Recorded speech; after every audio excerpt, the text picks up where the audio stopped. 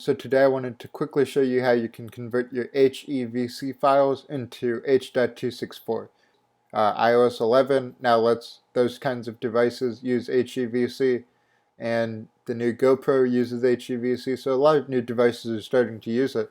But sometimes older computers, older operating systems, video editing software may not be able to use it, or read those files. So here's an example.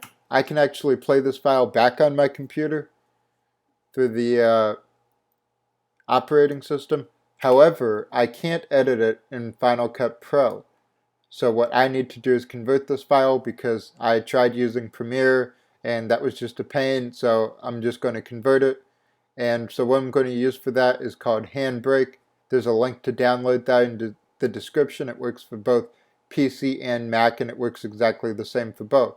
So I'm just going to drag this file in like that, and it's going to quickly scan it. Now you have a whole bunch of presets here you can use for web, for all sorts of devices. So if that's something you're interested in, you can do that. I'm just going to close this because I want to make my own settings. So here's what I tend to do. I'm going to change this to constant quality. So the lower the RF number, the better the quality. And again, this is just my preference. There's all sorts of settings you can do here. And because I was using a 60 frame per second video, I'm just going to change that to 60. And this is my preference. I have a lot of hard drive space, so I can end up doing this. If I hover over it, it gives me the details of what everything means. So I'm good with those settings, and then I can just click start. And since I've already done this before, actually I need to change the name here. So let's do that. We'll just call it H.264. Call it whatever you want, but don't name it the same as the file you're trying to convert. And just click start. And then that's the location it's going to save it, which happens to be the desktop, and we'll get another file right there. Okay, so the encoding just finished, and I now have another file here. That's the H.264 version.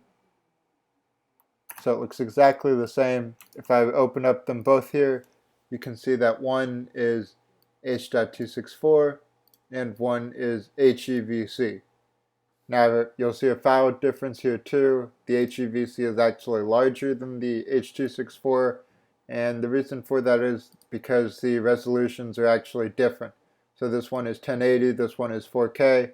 Now if you wanted to convert your H.265 file without losing the resolution, you can just go right here to this tab, picture, and you can see right here, if I just entered 3840 by 2160 and I just match the source to the storage size option right here, then that'll give me the exact same size. So just something to remember, but again, for my purposes, I just wanted to convert it to 1080.